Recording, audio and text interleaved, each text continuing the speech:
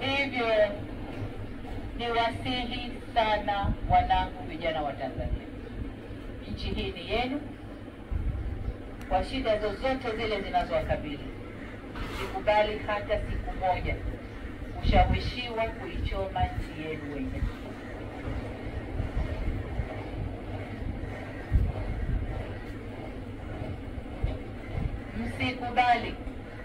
Msikubali kukata tawi la mti ambao mmeukalia. Msikubali kabisa. Hili nawaomba mlikatae kwa nguvu zenu zote. Ninyi ndio walinzi na wajenzi wa taifa hili, na wasihi kamwe msije kuwa wabomoaji wa taifa letu. Mheshimiwa Spika, kuna wakati vijana hufuata mkumbo wa uhalifu kwa ushabiki. Ninatambua kwamba vijana wengi waliokamatwa na kushtakiwa kwa makosa ya uhaini hawakujua wanachokifanya. Nikiwa mama na mlezi wa taifa hili, ninavyoelekeza vyombo vya sheria na hasa ofisi ya mkurugenzi wa mashtaka kuangalia kiwango cha makosa yaliyofanywa na vijana wetu. Kwa wale ambao wanaonekana walifuata mkumbo na hawakudhamiria kufanya uhalifu, wawafutie makosa yao.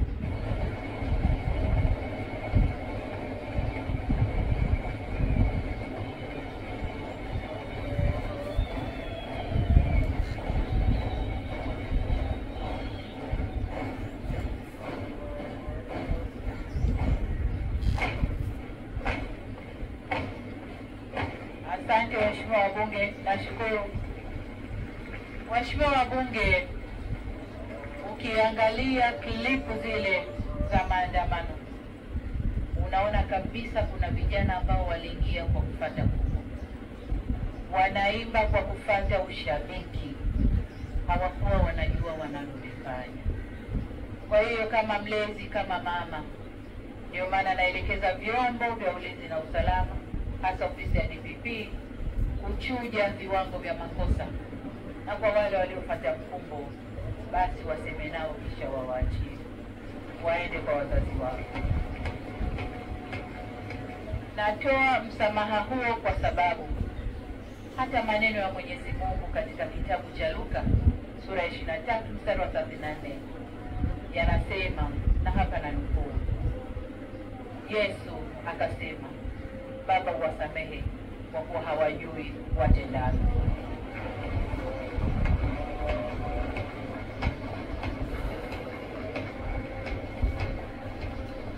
Ndugu zangu wa Tanzania, tujifunze kutokana na mapito yetu.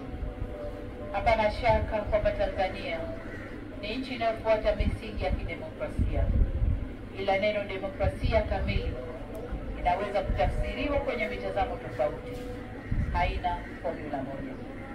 Kama taifa tunaendelea kujifunza na kujirekebisha.